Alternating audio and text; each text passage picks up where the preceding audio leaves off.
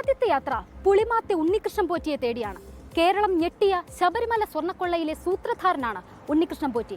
ദുരൂഹമായ ഇടപാടുകളും പ്രവൃത്തികളുമായാണ് ഉണ്ണികൃഷ്ണൻ പോറ്റി വാർത്താ കേന്ദ്രമാകുന്നത്. നിലവിൽ പ്രത്യേക അന്വേഷണ സംഘത്തിന്റെ കസ്റ്റഡിയിലുള്ള ഉണ്ണികൃഷ്ണൻ പോറ്റിയുടെ നാട്ടിലേക്കാണ് ഈ യാത്ര. ഉണ്ണികൃഷ്ണൻ പോറ്റിയെ സലിം മാലിക് പരിചയപ്പെട്ടു.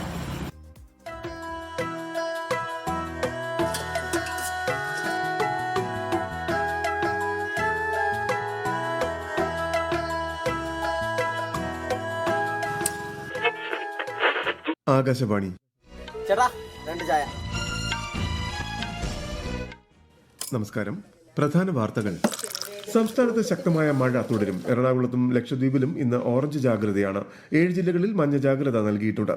കേരള ലക്ഷദ്വീപ് തീരങ്ങളിൽ ഈ മാസം 20 വരെ മത്സ്യബന്ധനത്തിന് വിലക്കേർപ്പെടുത്തി. ശബരിമല സ്വർണ്ണപ്പാളി അപഹരണ കേസിൽ അറസ്റ്റിലായ ഉണ്ണികൃഷ്ണൻ പോറ്റിയെ ഈ മാസം 30 വരെ റാന്നി കോടതി പ്രത്യേക അന്വേഷണം. ഓരോ അവതാരങ്ങൾ ഇത് എവിടെ നിന്ന് പറഞ്ഞാളിയാ? ആളെ ഉണ്ണികൃഷ്ണൻ പോറ്റി അയാൾ ഇവിടെ പുളിമാത്തുള്ളയാടാ. ഏത് കാര്യത്തിന് ഇപ്പുറത്താ? തിരുവനന്തപുരം ജില്ലയിലെ പുളിമാത്താണ് ഉണ്ണികൃഷ്ണൻ പോറ്റിയുടെ സ്വദേശം. ഉണ്ണികൃഷ്ണൻ പോറ്റി എന്ന പേര് കേരളം കേൾക്കാൻ തുടങ്ങിയിട്ട് 1 മാസമാകുന്നതേയുള്ളൂ. അയാളുടെ വേരുകൾ തേടിയാണ് ഈ യാത്ര.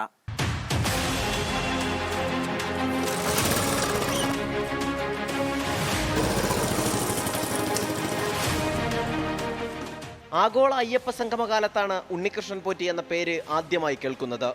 ദ്വാരപാലക ശില്പത്തിന്റെ പീഠം കാണാനില്ലെന്ന ആരോപണവുമായാണ് രംഗപ്രവേശം. സഹോദരിയുടെ വീട്ടിൽ നിന്ന് പീഠം കണ്ടെടുത്തതോടെ തട്ടിപ്പിന്റെ പരമ്പരകൾ വെളിച്ചം കണ്ടു.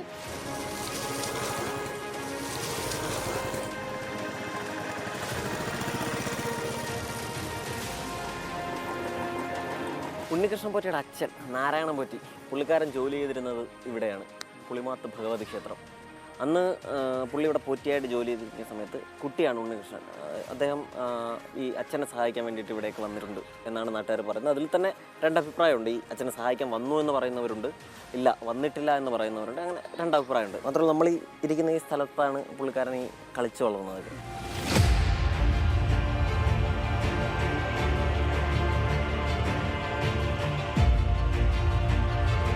അപ്പച്ചിയുടെ മോനാണ്. ഇവിടെ അമ്പലത്തിൽ 10-12 വർഷം വരെ ഉണ്ടായിരുന്നു. അതിന് മുമ്പ് ഗൾഫിലായിരുന്നു. ഇവിടെ വന്നിട്ട് ഒരുപാട് അമ്പലങ്ങളിൽ പോയി. ഇവിടെ ഉള്ള സമയത്ത് കാണുമായിരുന്നു, വീട്ടിലൊക്കെ പോകുമായിരുന്നു.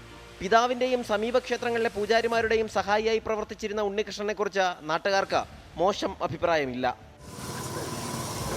എൻ്റെ ബാല്യകാല സുഹൃത്താണ്. കാരണം എന്നെയും കാട്ടി 1-2 വയസ്സിന് എളുപ്പമാണ് ഉണ്ണികൃഷ്ണനുള്ളത്.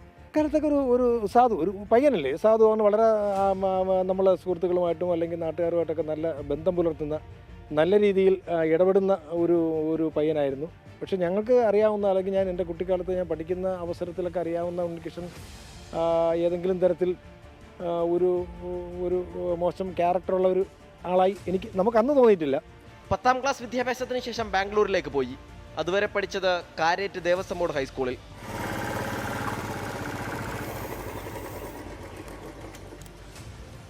ഉണ്ണികൃഷ്ണൻ പോറ്റി 5ാം ക്ലാസ് മുതൽ 10ാം ക്ലാസ് വരെ പഠിച്ച ദേവസ്വം ബോർഡ് ഹൈസ്കൂൾ കാരേറ്റാണിത്. ഉണ്ണികൃഷ്ണൻ പോറ്റിക്കൊപ്പം പഠിച്ചൊരു സഹപാഠിയും ഇവിടെയുണ്ട്. നമുക്ക് അദ്ദേഹത്തെ ഒന്ന് കാണാം. നമ്മളിവിടെ 88ാമത്തെ ബാച്ചായിരുന്നു, 88ലെ ബാച്ചായിരുന്നു. ഒരു 5ാം ക്ലാസ് മുതൽ 10ാം ക്ലാസ് വരെ ഒരുമിച്ച് പഠിച്ചതാണ്. അദ്ദേഹത്തിന് പഠിക്കുന്ന സമയത്ത് തന്നെ ഇങ്ങനെ ഒരു ഇതൊന്നും ഇല്ലായിരുന്നു. പിന്നെ കേട്ടപ്പോൾ ഒരു വിഷമമുണ്ട്. അടുത്ത സുഹൃത്തായിരുന്നു, എൻ്റെ ക്ലോസ് ഫ്രണ്ടായിരുന്നു. അന്ന് പുള്ളിയെ പഠിപ്പിച്ചിട്ടുണ്ട്. അന്നത്തെ സ്വഭാവം എന്ന് പറഞ്ഞാൽ സാധാരണ ഒരു വിദ്യാർത്ഥി എന്നുള്ളതിൽ കഴിഞ്ഞ് വേറെ ഒന്നും പ്രത്യേകമായിട്ട് നമുക്ക് തോന്നിയിട്ടൊന്നുമില്ല. പഠിക്കാൻ ഭയങ്കര മെച്ചമൊന്നുമില്ല, എന്നാലും ഒരു ആവറേജ് ഒരു വിദ്യാർത്ഥിയായിരുന്നു. അതിൽക്കൊണ്ടൊന്നും അന്ന് നമുക്ക് പ്രത്യേകിച്ച് തോന്നിയിട്ടില്ല. ബാംഗ്ലൂരിലെത്തിയ ഉണ്ണികൃഷ്ണൻ പോറ്റിയുടെ ഇടപാടുകൾ ദുരൂഹമാണ്. ശ്രീരാംപുര അയ്യപ്പ ക്ഷേത്രത്തിൽ പൂജാരിയായി, പിന്നീട് ശബരിമലയിൽ കീഴ്ശാന്തിയുടെ പരികർമ്മിയായി കൂടി. ആദ്യ ഭാര്യ മരിച്ചതോടെ വീണ്ടും വിവാഹിതനായി.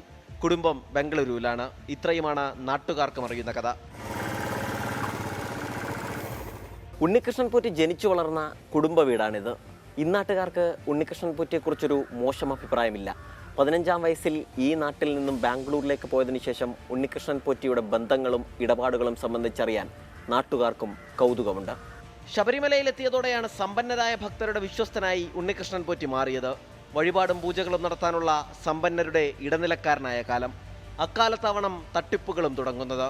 ഭൂമിക്കച്ചവടങ്ങളും ബ്ലേഡ് ഇടപാടുകളുമായി ഉണ്ണികൃഷ്ണൻ സമ്പന്നനാവാൻ അധിക സമയം വേണ്ടി വന്നില്ല. പിന്നീട് പലപ്പോഴും പുളിമാത്തെത്തിയ ഉണ്ണികൃഷ്ണൻ പോറ്റി നാട്ടുകാരെ വേണ്ടുവോളം സഹായിച്ചു. പുളിമാത്ത് ദേവീക്ഷേത്രവുമായി സഹകരിച്ച് അങ്ങോട്ടാവശ്യപ്പെട്ട ഒരു നിർധനന് വീട് വെച്ച് നൽകി.